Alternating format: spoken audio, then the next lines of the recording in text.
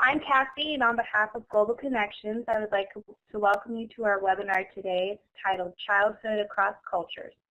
Please feel free to use the chat box for questions or comments throughout the presentation. If you have trouble hearing or seeing any aspects of the presentation, please send me a message in the chat box. So our presenter tonight is Emily Casillas. She is a doctoral student and instructor in the Department of Anthropology, specializing in psychological anthropology.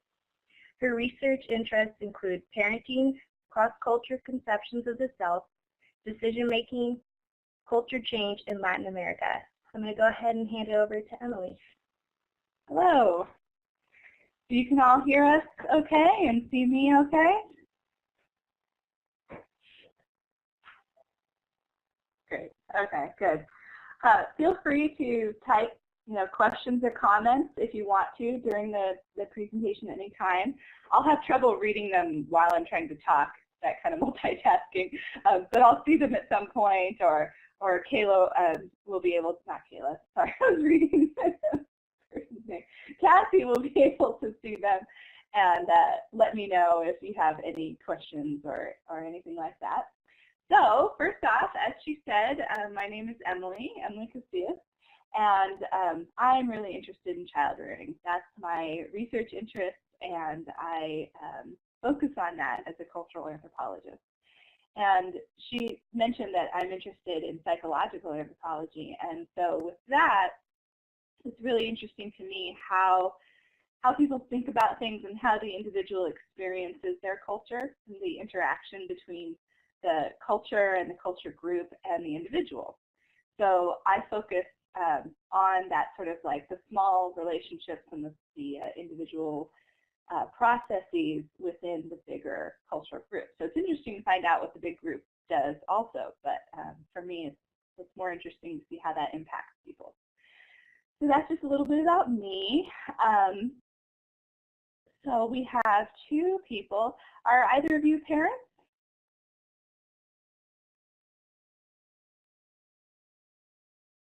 Yeah, two kids, great. I am as well. I have a 4-year-old boy, and he's awesome. And he really, that experience of having a son and becoming a parent really sparked my interest in this area in anthropology. I was interested in other things before this, and I just really got into it and got interested. And I did my master's research with parents, and so it's just really interesting to me. So yeah, I'm not surprised. I thought that'd be kind of the demographic who'd be interested in this would be parents too. So hopefully we can chat about that a little bit towards the end. But first I'll get all professory on you, and we'll do a little bit of exploration of child rearing from the social science perspective first. So make sure I can change pages here. There we go. Okay, so socialization. This is the key word, a key concept when you are studying child rearing, because humans are super complex. We're super complex social creatures, and so our child rearing, one of the absolutely most important things about child rearing, the most important job a parent has, is to socialize their child, right? Is to teach them how to be a social person, teach them how to get along with other people in different ways. And so this is happening through child rearing, and it happens from day one, but it happens throughout your young life. And then, of course, we're always learning throughout our lives too, right? So your socialization knowledge can change even as an adult. But these things that we're teaching our kids, these child rearing activities that are teaching different things about the social world to our child, are often totally unconscious. Like, you're not really aware that you're doing it. So the way you hold your baby, or the schedule you have with your baby, or the people you have interact with your baby, you don't sit and plan these things mostly.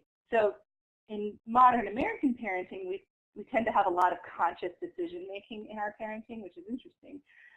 But a lot of it's still pretty unconscious. You probably don't think a whole lot when you pick up a baby which direction you face the baby or how far you hold the baby from yourself. You don't sit and decide that, right? Like, oh, well, I really need to face the baby towards me and keep it 2 feet away from my face so that you don't sit and ponder these things much, if ever, right? It sort of feels like an instinct, right? But it's not, actually. It has to do with your culture and the things that you learned how to do and were exposed to throughout your whole life. And so these things tend to not change very quickly. So when people immigrate or find themselves in new kinds of environments, we can learn a lot of things and change pretty rapidly, right? A lot of you have moved through different environments through your life, and you learn how to be a person in those environments, like getting to high school and learning how to behave in the social situation there. Or you can learn a new language. You could go live in a new country and learn how to behave properly in that country. But some of these little things, like the holding the baby or how you soothe the baby, things like that, those tend to be a lot more sticky. They stay with us a lot. So that's interesting. One of the other important things that we do is attach to our children. So our infants and young children, they get used to who is in their life the most, who takes care of them, and what kind of behaviors that person has when they're taking care of that baby, and they attach. And it's a two-way street, right? There's attachment going on from the parenting side of it and from the infant side of it. And there's different styles of this. And this was developed, fully developed initially by a couple of researchers, John Bowlby and Mary Ainsworth. And they created a whole way of testing what kind of attachment people have, what qualities of attachment infants have. And they have a laboratory test you can take your child to, and you put them in this thing they call the strange situation, which has to do with leaving your infant with a stranger and seeing how that infant reacts to the parent leaving and to the parent coming back. And it tends to get really value laden. So, oh, the baby cried, when the parent returned, that means this, and they have what they call secure attachment, and they argue that that is the preferred attachment. What anthropologists argue is that's the preferred attachment in some cultures, and that it's not the same in every culture. So even just how you get along with your parent when you're an infant, it has to do with your culture. So the idea that you'll rely on one primary caregiver and that you will attach securely to that person, you'll not be very comfortable with strangers as a, maybe 10-month-old infant, that's cultural. That has to do with our culture. And that might not be healthy in other places. That might be considered unhealthy. Whereas we consider that the most healthy and the other kinds of attachment to be not healthy. So it all depends on your culture, and it can be very subtle. That has to do with things you don't really think about. I'm sure many of you parents thought, well, this is the attachment style I want to foster for my infant. You didn't do that. You relied on some other things to guide your behavior, and then the attachment patterns that you have with your child, that it just seems like it just happens naturally, right? And in some ways maybe it did, because you didn't plan it, you didn't think about it. But it had a lot to do with your culture and how you were raised, and the culture of your individual family also. The attachment style that your parents fostered with you, that tends to be passed down partially through generations. So some of this has to do with a concept that gets tossed around in the social sciences sometimes about interdependent societies or culture groups, or independent. And America is often thrown out as the best example of a very independent culture. It's like this lone cowboy kind of idea in our culture, and you don't ever want to be called dependent on other people. We tend to be, worry about our own goals, and we love our families, absolutely, and have friendships and all these things. But I'm independent, and I can do things on my own, and I can succeed on my own, and things like that. is a common value in our society.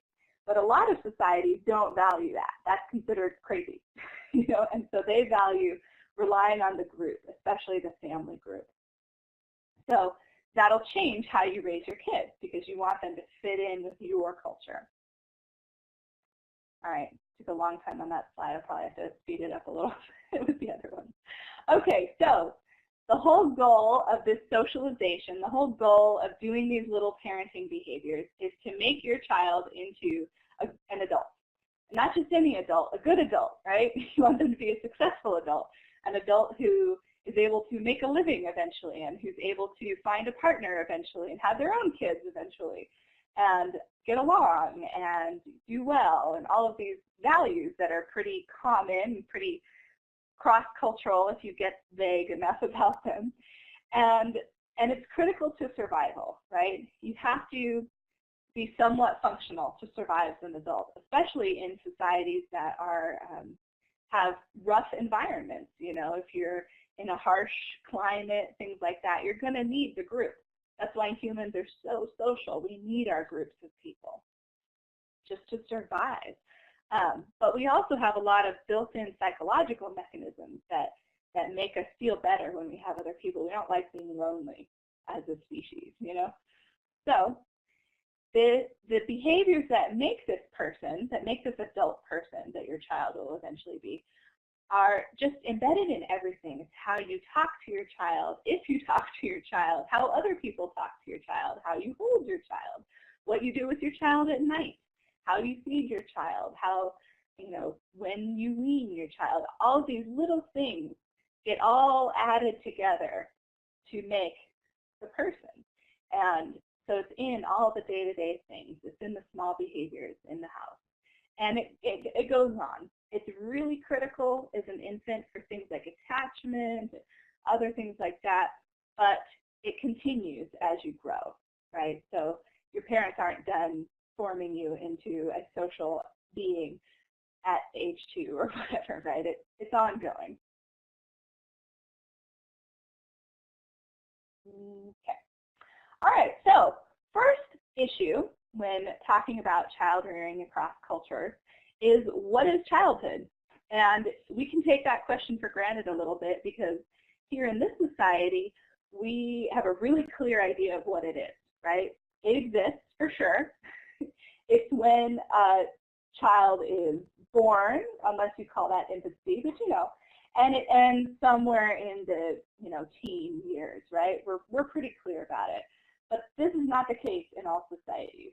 So not all groups recognize childhood the way we do, or even if they recognize sort of a different kind of time in life, it will often end earlier than ours does, or it will mean different things. So it doesn't have the same purpose everywhere.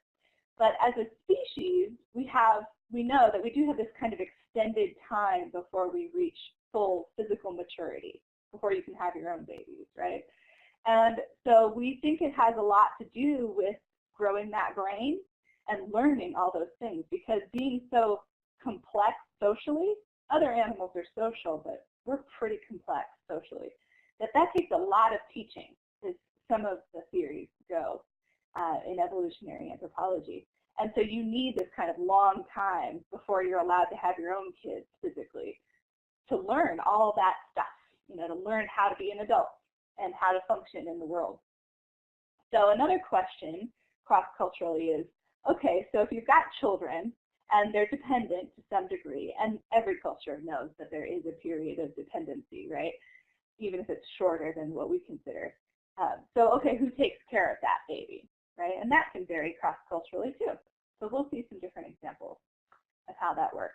But I just want you to think about that some of the things that we take for granted or that we think are obvious or natural might not necessarily be. Even the idea that there's a childhood, that it's this special thing, this special time, that's not the same everywhere. That's not a value cross-culturally. So all this time we spend thinking about, like, what am I going to do for my child? You know, is this childhood good enough? Is am I keeping the childhood time special for my child? Things like that. Those just don't even cross the mind of some people in other cultures because it's just not the same. You know, it's not this special protected time like it is here. Oh, we even argue sometimes, you know, that we don't protect it enough, right? That kids are being exposed to too much, too young, or we overschedule them and they need more play time because that's what childhood is for. These debates we have, which I think are, you know, perfectly valid, they're from our culture. They're so products of our culture. We're so American when we talk about that kind of thing. So we'll see some examples. Okay, so whether or not there is a childhood and we consider it special or not, or protected or not, has a lot to do with the economics of the society that you are in. So this has to do with scale. Some groups in the world live on a very, very small scale. So all the people you encounter in your day might be related to you directly, your nuclear family, or married to somebody in your nuclear family, right, and maybe a cousin. And you mostly see those people most of the time. You'll meet other people occasionally, but you live in this very small group. And these are modern-day hunter-gatherers or foragers, of which there are a few groups still left in the world. And then there's very small farming communities also, where you'll live in a village of maybe 100 people, maybe 1,000, and that's pretty much all you'll see your whole life. And so these are small-scale societies. And those societies tend to have the need for everybody who's physically able needs to help collect food, right, needs to help with the economy, so to speak. And so there's not as long of a protected childhood. As soon as you can walk, you can start helping with things, right? You can help carry some kindling back home to the fire. You can, you know, be picking things to eat yourself. There's some native groups on the Pacific Northwest coast here who the children traditionally would gather their own shellfish, and they were pretty much had to feed themselves. And they were perfectly capable of doing it, right? Their older siblings would help the younger ones, and they would go pick up their own food and bring it back to camp and eat it. And so they were helping out with the household economics. And so they weren't, you know, this precious, protected childhood group. They were productive economically. In very, very large-scale societies, it doesn't work that way, right? My son certainly cannot feed himself. He cannot go to the grocery store by himself. He cannot do any of these things. And so I can't expect him to contribute economically to the family. And that's normal where I live because I live in a very large-scale society. And so my son's childhood gets to be a little more protected, right? It gets to be a childhood, not working. You know, his main job is to play and learn things, mostly through playing, right? And hang out and just be a kid. So that's normal because I'm in this large-scale society where he can't contribute even if he wants to, you know, even if I wanted him to. It would be extremely hard. So that is the economics of scale, and that affects what kind of childhood people have and what kind of ways people conceive of childhood, whether or not they think about it at all. And so this has to do, when you're in a large-scale society, the reason why we can't have productive little children has a lot to do with the mobility. So in our society, most people don't stay where they are their whole lives, right? Some people do. But you generally don't live in the house you were born in your whole life, nonstop, you know, with no breaks to go away to college. People will move for a job, even if it's just one town over, right? People will move if they have a reason to take a job somewhere else. So you have to be mobile, and people have to be in smaller family groups because you can't take, you know, all your cousins with you when you get a job in a different city. And so we have these smaller family units that move around. This is a generalization, of course. Some people live in a small town with all their cousins, you know, that happens. But people can up and move if they want to, right? And so there's this sort of mobility of social environment, too. You're going to encounter strangers. You're going to, you know, have to deal with all the other kids at school who are not in your kin group, all of these things. And so that's what's going on with whether or not you have a childhood and what that means to people. So, moving on. Okay, so stopping here, we're going to move on to lots of like little mini examples of different culture groups and how they deal with certain issues of parenting. And I tried to kind of pick issues that, one, were interesting because they're so different in other places, but also the stuff that worries us as American parents often. So does anybody want to tell me something like, did you have any anxieties as a parent, or maybe when you were a new parent, or what are the things that you feel like, God, I wish I knew, you know, I felt like I didn't know much about this thing, or I wish I knew how they did it somewhere else because it's got to be better than we have it here, something I hear sometimes. There's all these different parenting books out there. Handling tantrums, okay. Or how about this, the existence of tantrums? Because you might find it interesting to know that kids don't have tantrums everywhere in the world. It's a little bit of a large-scale society kind of thing to happen. I know, right? Another example is that's similar to that, maybe. Can you move there? You just want your kids to move there. That's the trick. The other thing that's interesting is the idea of teenagers fighting with their parents. That's totally not the same everywhere. That is not cross-cultural. Teenage rebellion is not cross-cultural. So, do you guys have young children, or do you guys have older children? Whoever feels like answering. A 2-year-old. Oh, that's what you're asking about, tantrums. I totally know what you mean. You came a little late. I told the group that I have a 4-year-old. I have a 4-year-old son. Okay, so April, you have a little bit older kid. So many tantrums. I'm sorry. I feel your pain as a parent. Okay, so April knows about the teenage issues. And I promise they're different in different cultures. So one of the things that stressed me out so much when my baby was born was sleep. Oh my God, I really took the less sleep thing very badly. I really did not cope well with the less sleep. The first couple of days, I thought, oh, 2-year-old and 6-year-old, cool. I thought that I was going to lose my mind. I was like, I can't function on this little sleep, oh my God. And then, you know, it gets better, we all know.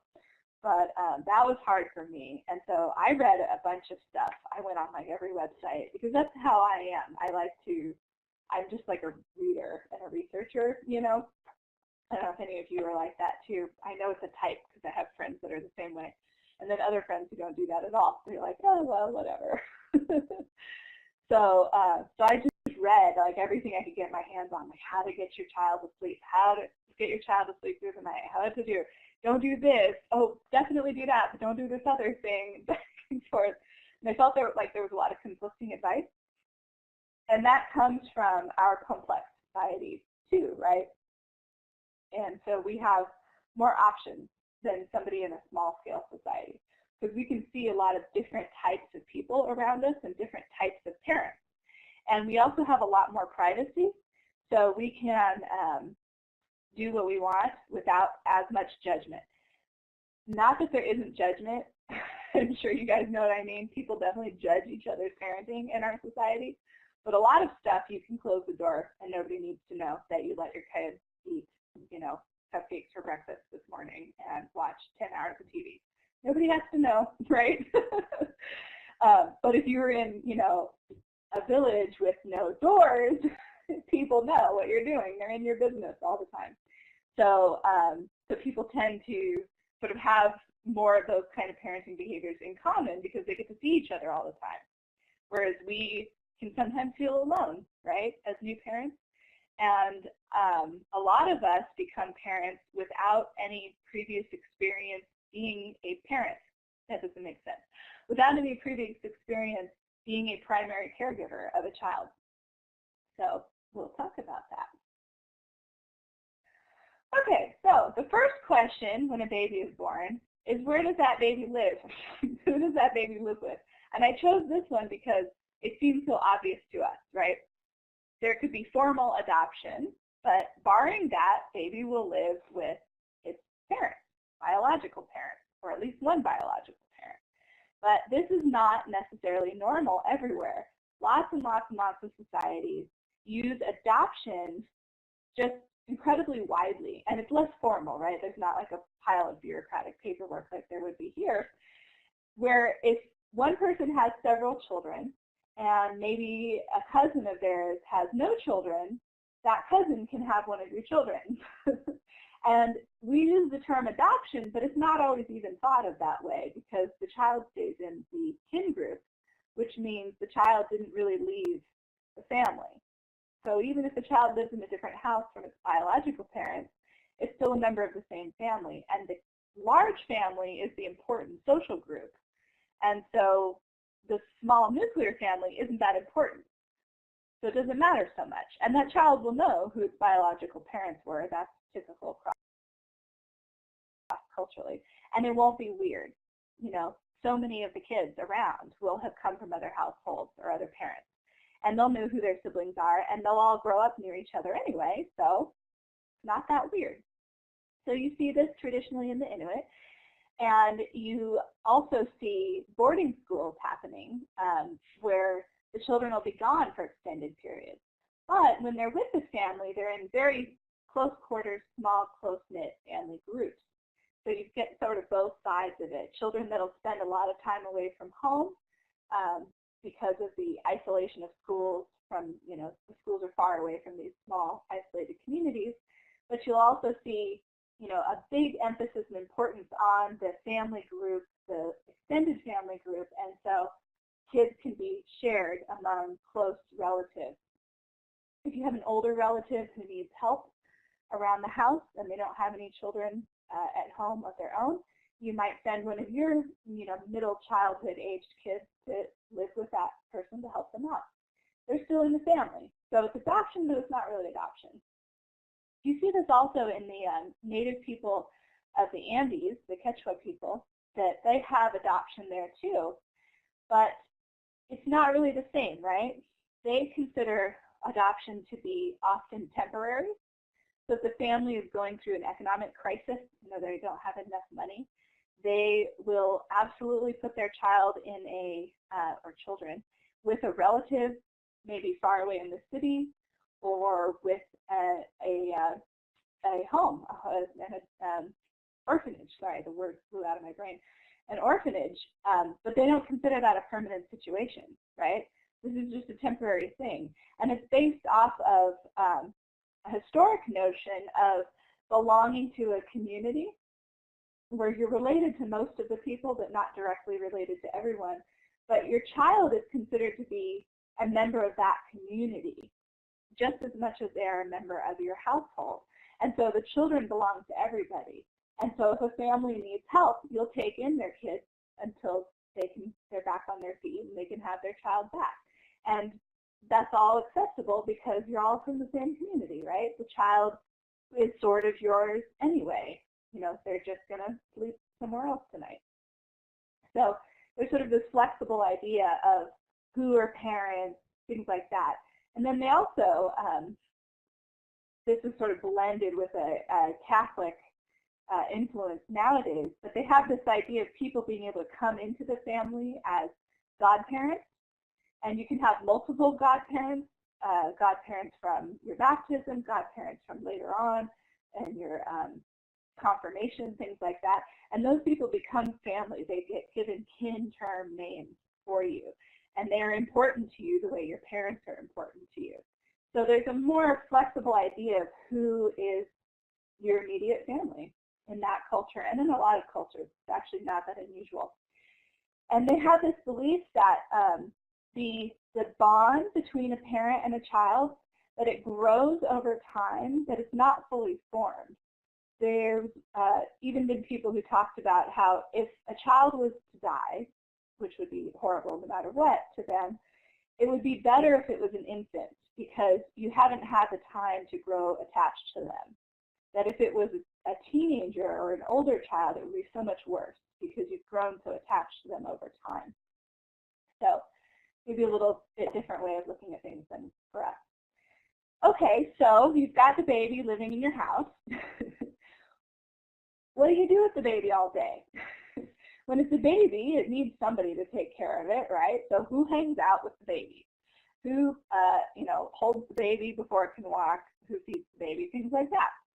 So an example from Samoa, they're very, very interested in the idea of the extended family there. The extended family is the most important social group traditionally. Obviously now there's people in cities, things change. I'm talking about sort of a traditional idea. And people lived in these villages, and they were very kin-based. So you were related to everybody around you. And all the kids are expected to hang out with each other. So if you are a 5-year-old child, say, you're going to be responsible for looking after your 10-month-old little brother. And he's your responsibility, and you need to make sure he doesn't hurt himself or, jump into the ocean or whatever. Make sure he eats if he's not breastfeeding. And then your 10-year-old older sister is responsible for you. But they also have this hierarchy of age. So you can order around people who are younger than you. And anyone older than you can order you around. So the children are considered useful because they need to work for the older people, for the adults, and for the older children. And they will fetch you what you need. They'll help you with whatever jobs you say, and they have to do it, and they have to do it now, and there will be no tantrums, like I was talking about. And if you had a 2-year-old who was pitching a tantrum for whatever reason, that would not be your problem. That would be that kid's older sibling's problem. And you could tell the older sibling, get him out of here. He's making a racket. So that's one way to deal with tantrums cross-culturally. Do you like that? Yeah. So, that's one thing that happens. But if you have been taught from birth that you need to be totally obedient to everybody older than you, which is going to be a lot of people, and they include your, cousin who is 6 months older than you, you are going to behave yourself better. We value more independence in our kids than they do in some of these other cultures. And so we kind of let them throw tantrums in a sense. We sort of raise them because we tell them you're allowed to have opinions. Sometimes they take it too far, but we do think that they're entitled to an opinion at a fairly young age. And we don't want to completely quash them, right? And so the consequence of that is tantrums sometimes, and little kids have this sort of power struggle of well, I'm allowed to have an opinion, right? So therefore, I'm going to scream at you until I get a cookie, And so we have to kind of teach them over time to, where to draw the line. You're allowed to have an opinion, but not about cookies, things like that.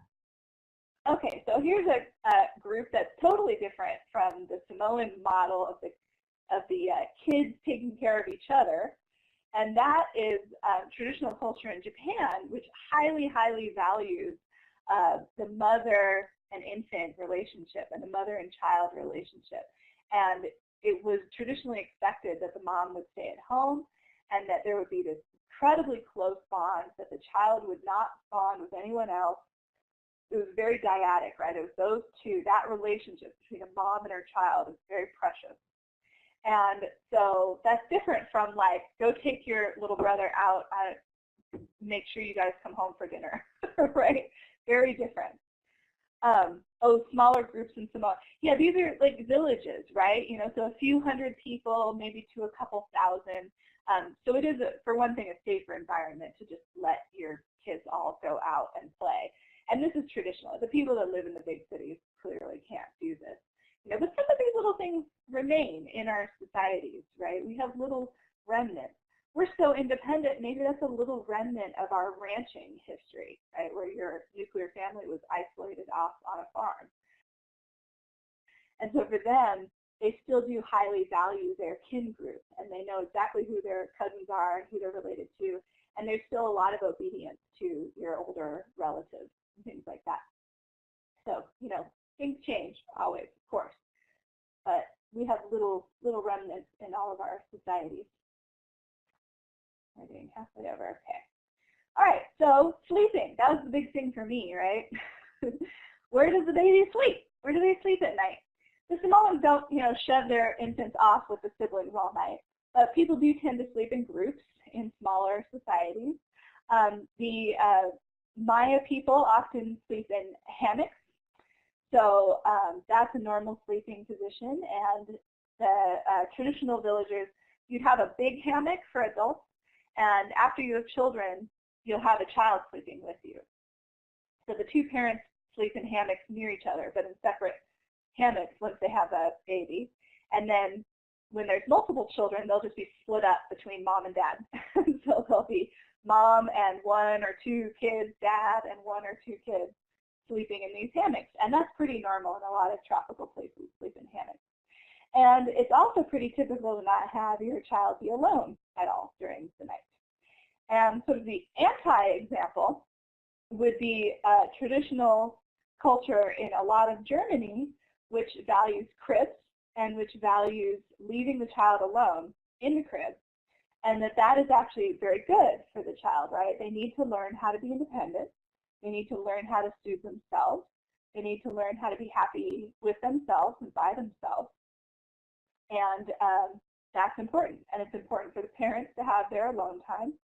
And there's even a lot of not very recent, semi-historical examples where it was typical to put your child in the crib for 12, 14 hours all throughout the night, and then, go off and go have some coffee with the neighbors and then come back, and your child was left alone in the crib. That was how it was done, right?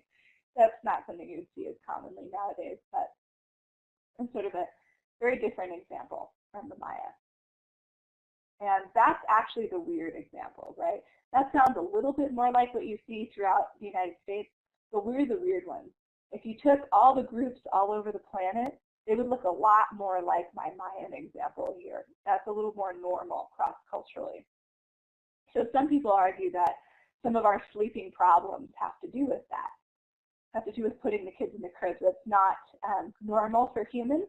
I'm not sure how much I completely buy that argument, but there's something to it, right? Okay, so breastfeeding is interesting cross-culturally. That, of course, used to be the only way to feed a baby before formula was invented, and I don't mean modern formula. There have been recipes for formula going back eons because some women will have an issue where they just can't make enough milk. It just happens. It's like a normal human variation, right? So in some cultures around the world, there's been a lot of shared nursing, and you still sometimes see that with groups. There's a little bit of evidence that it happens with the Aka people. Some of my coworkers study them. They're in Central African Republic, and they will, there'll be multiple women who are breastfeeding at any given time in the small village. They live in really, really small groups, and we're traditionally hunter-gatherers and do a little bit of that nowadays. And so if you're having trouble with your milk, your sister might be able to nurse that baby occasionally to supplement the milk, or your cousin or your aunt or somebody like that, right? And they tend to do on-demand feeding, so that means anytime the baby so much as fusses, you offer that baby some breastfeeding. And one of the things that can happen is fertility reduction. And you'll see people talk about it in this culture, but don't rely on that in this culture. Because it seems to be that if you have any kind of body fat, like not even that much, just a little bit of body fat on you, which is normal in the United States, then that doesn't work so well. You will still be fertile while you're breastfeeding, even if you're breastfeeding a lot all the time. And on-demand breastfeeding, people will talk about a little bit nowadays too. It's sort of a trend in parenting right now in the United States. But we don't really do it the way they do it. I'm talking any time the baby so much as whimpers. All the time. Breastfeeding multiple times in an hour, 24 hours a day, all the time. Breastfeeding for 30 seconds, but doing it over and over and over and over again all day. So that's not something you see very often, even among people who say they're on-demand breastfeeders in this country. And then they tend to breastfeed for about 3 to 4 years.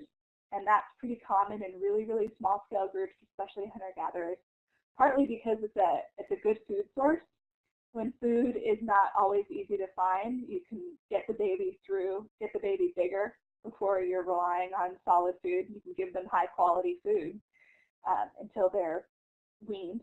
And then it can also help you space out your kids, right? You don't want to have a child every year when you're a hunter-gatherer because you won't be able to feed all those kids. So it helps you have kids farther apart and not as many total in the end. Okay, so interesting little example from the Balinese. They're a pretty awesome, interesting group. They have a belief, and this is not that uncommon cross-culture, that colostrum is bad. So remember, colostrum is that milk substance that comes out when the baby's first born and usually lasts for like 1 to 3 days. And it's real thick and yellowy. Some of you might remember this. And they believe that it's not healthy, not good. You should get it out, you should express it and not feed it to the baby. The medical doctors in our country will tell you that the opposite is true and that it's extremely healthy. So, different cultural knowledge. And the Balinese also traditionally used to start foods, not solids as in you have to chew on them, but coconut milk, water, things like that from day one. Also, like herbal remedies, things like that. So that's really interesting and really different from us, right? Your doctor would not tell you to give your child coconut milk from day one in our society. Okay, potty training. This is another one Americans stress out about sometimes. And the ETHNOGRAPHIES, they are interesting because they think that pee's not a big deal and a little toddler can just pee wherever, doesn't matter. If a baby pees on you, don't worry about it, just kind of wipe it off and you'll wash your clothes later. Nothing to worry about. That the toilet training will begin around 2 years old when the child can walk, that's the belief. And when they're old enough, you'll start talking about, where you should actually pee. But you shouldn't really worry about it for a little baby.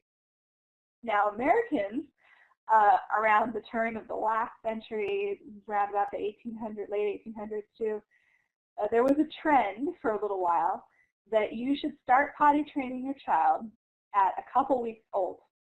I kid you not.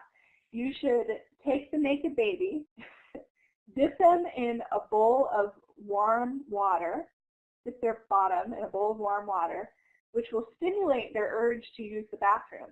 And you should time this and do it at the same time, twice a day, every day, and that will teach them that that is when they should go to the bathroom every day, and they will be potty trained really fast.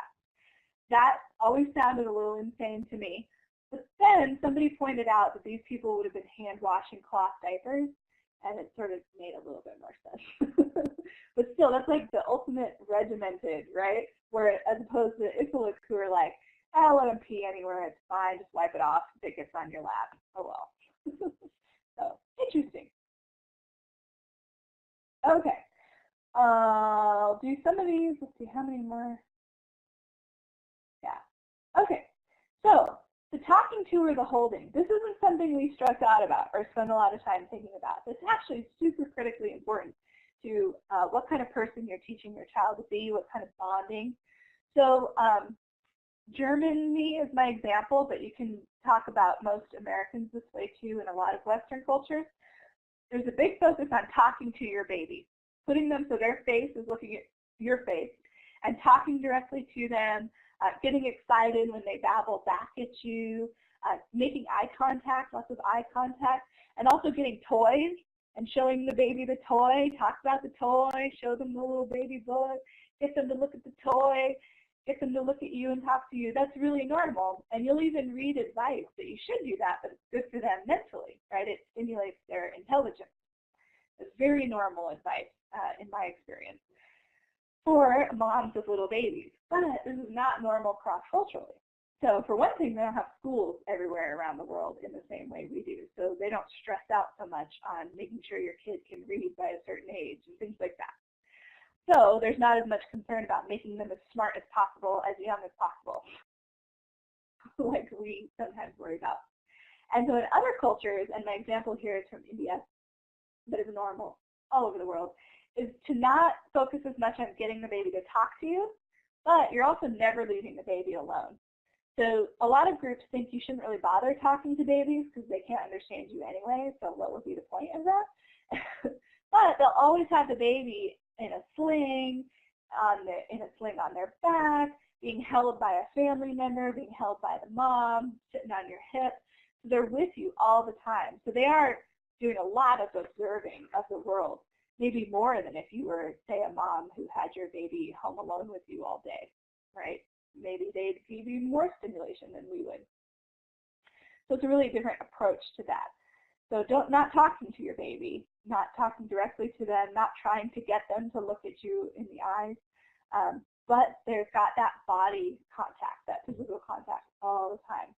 So it's a really different approach, and it makes sense depending on the society you're in, like I talked about before. Okay, so I'm talking about these parenting behaviors, but that doesn't mean that everybody in those groups does that. And I've even said some things about, we American parents, so maybe you don't even do the thing that I said was typical. And that has to do with deviance, right? Everybody is not the same all the time. So even if you are a breastfeeder, you might not be a breastfeeder like this mom. And I remember this cover of Time magazine getting a big, big hubbub when it came out a year or two ago, I think. And this is a woman who was arguing for attachment parenting, which is a bit of a trend, and what I focused my master's research on, actually. And, this idea of extended breastfeeding. Her kid, I think, is like 3 in this picture. He looks really big, but I remember from the story he was about 3. And, she was saying she's an attachment parent, she breastfeeds, all of these things. And so, but people said she was so extreme, right? Her child is so much older. Most Americans don't even make it to a year of breastfeeding. She was at 3 years or something like that at that point. So, what does that mean? And what is that? What's going on there? And that's something that interests me, and that's kind of where some of my research goes. It's like, okay, we've got like things that are sort of typical within a culture group, but not everybody does it, right? There's deviance. There's people outside the norm, and some of them are considered weird. Some of them it's like, oh, well, it's within the range of normal.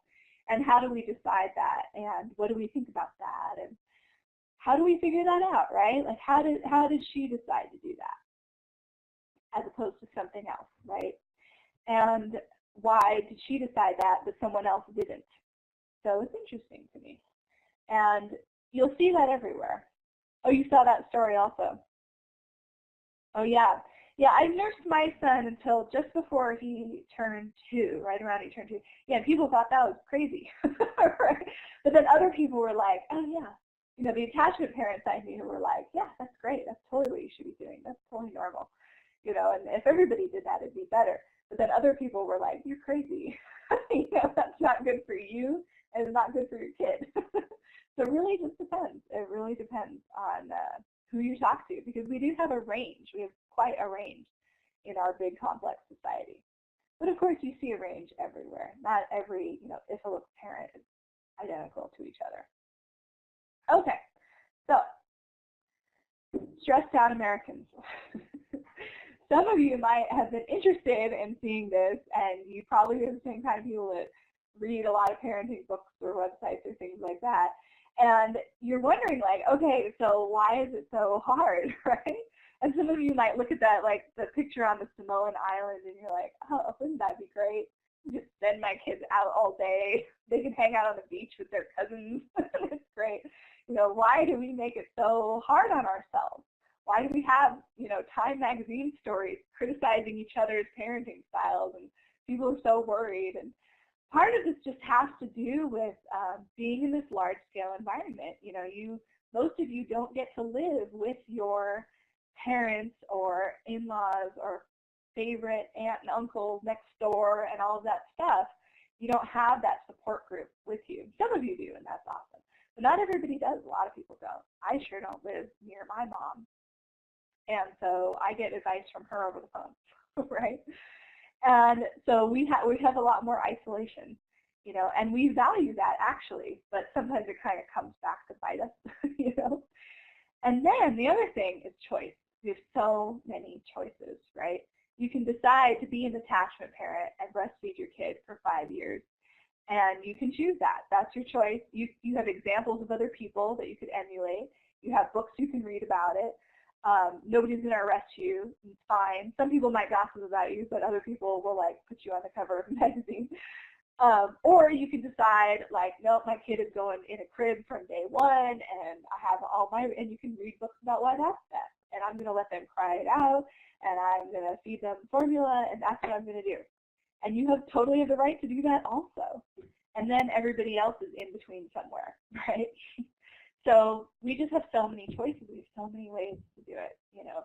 And that is good in some ways because it's like, yeah, I can do what I want. But then on the other hand, you're like, so what should I do? I can do what I want, so now what do I want? And so it's sort of like the double-edged sword of choice. And that's something we have that is not as normal around the world.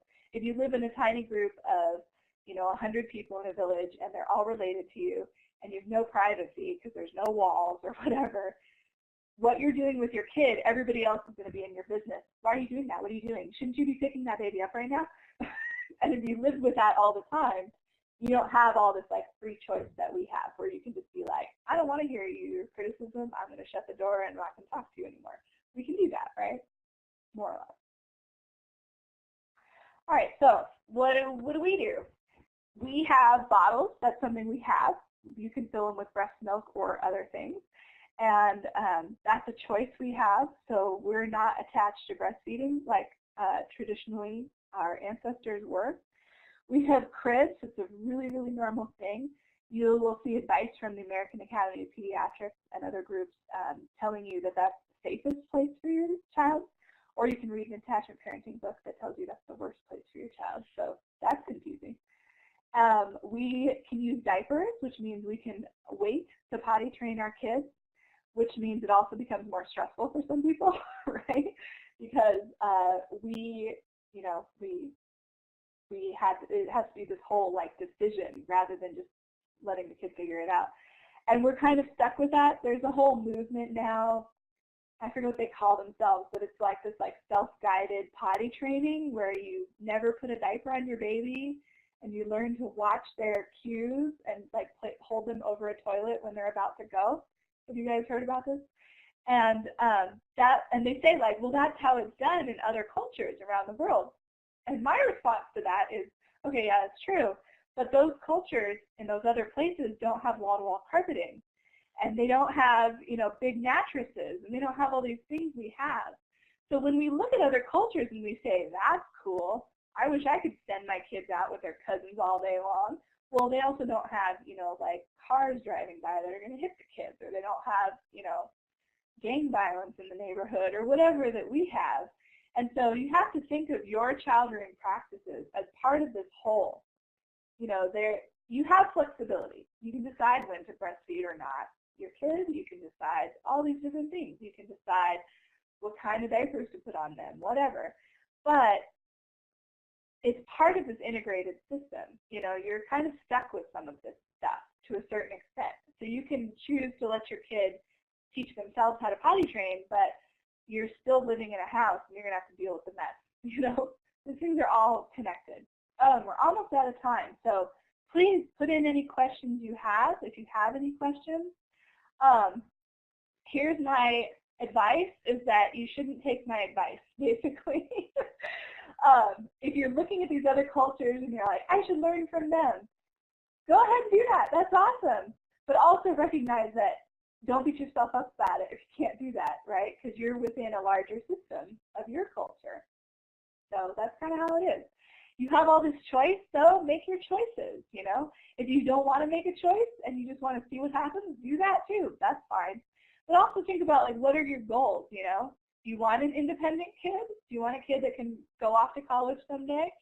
All right, then you probably should do some of that American stuff, like, you know, letting them have choices that result in tantrums, things like that, you know, and just, you know, work on that. Okay, I'm going to read this question.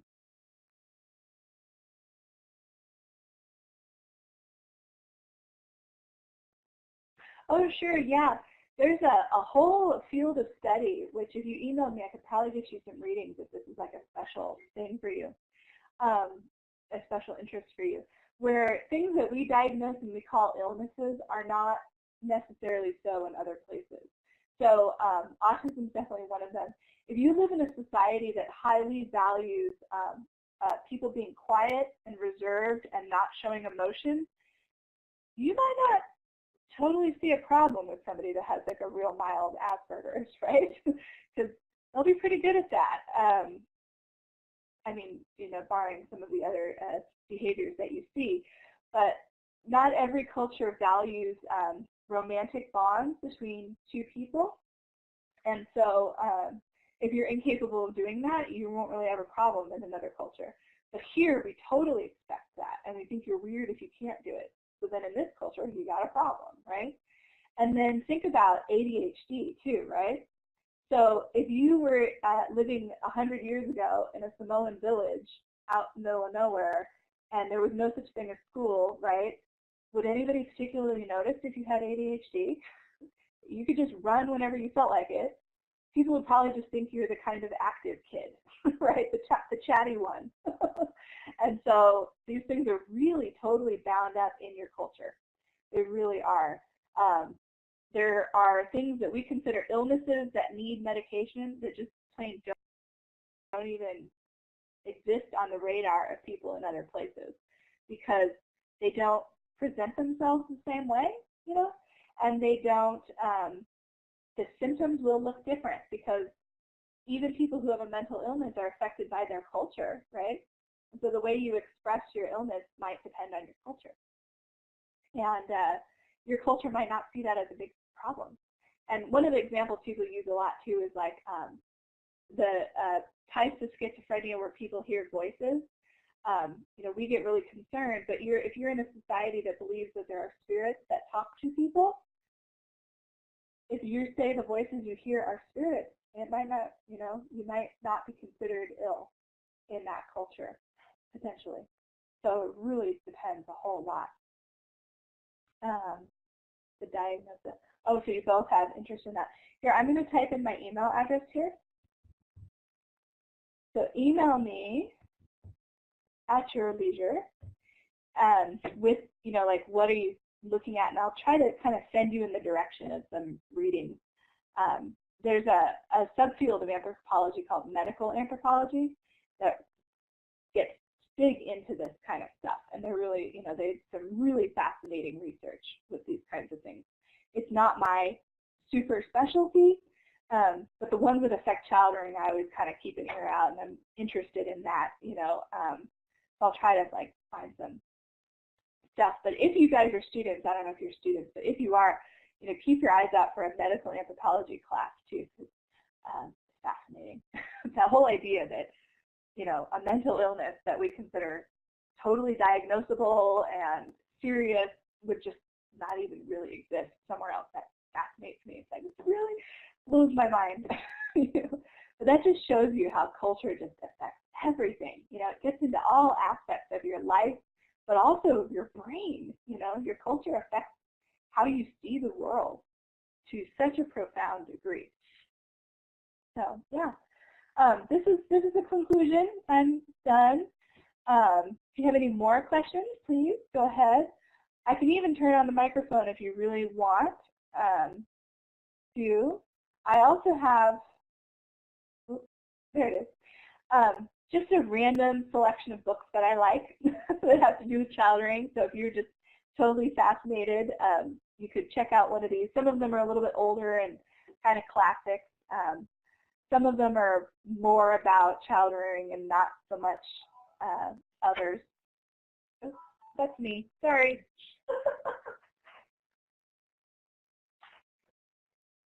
Oh, good. It's done. Okay. All right. Well, thank you guys so much for coming. I really appreciate it, and I hope that it was interesting. And please feel free to fill out that survey, please. And oh, thank you. I appreciate that. And feel free to email me if you have more questions or want a reading recommendation, something like that. So thank you all, and good night.